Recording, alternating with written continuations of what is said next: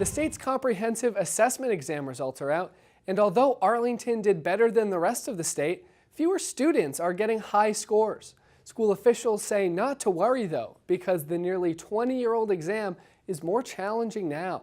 The state and Arlington administered what's known as the Next Generation MCAS for the first time last spring for grades 3 through 8.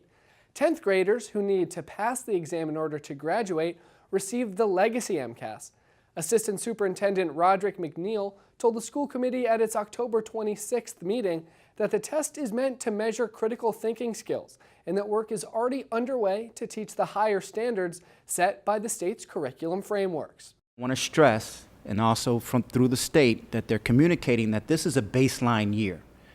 And so we have to utilize this to say, okay, this is what we're going to utilize in order to focus our efforts going further in the future.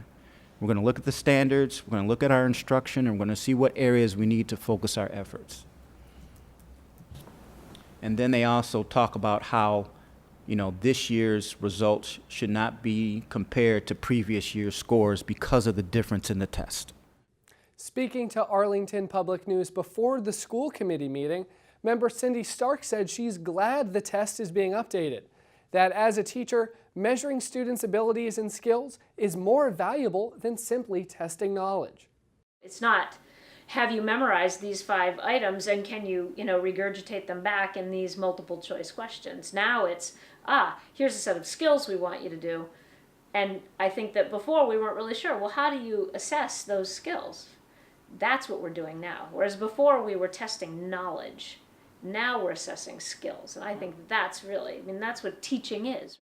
Another major difference with the new MCAS is that it is computer-based as opposed to paper-based, with a complete phase-in of taking it online by 2019. The school committee is also concluding their review of teaching assistants for kindergartners. Parents pushed the school committee to look at making part-time teaching assistants full day. The majority of kindergarten classrooms have grown to more than 20 students, with several at or nearing 25. Committee members spoke in support of looking at setting guidelines for the next year, noting that the curriculum for kindergartners has become more challenging.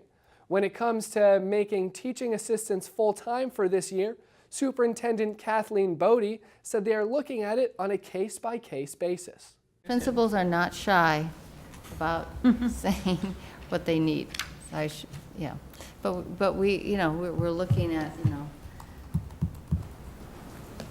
I don't think I've said no for a strongly argued TA this year. The school committee also looked at how buffer zones for the town's 7 elementary schools are doing in keeping schools and classes balanced. Superintendent Bodie concluded the zones are not working as well as years past, and they may need updating in the next couple of years. For a full discussion of these stories, you can view the school committee meeting on our government channel and on ACMi.tv.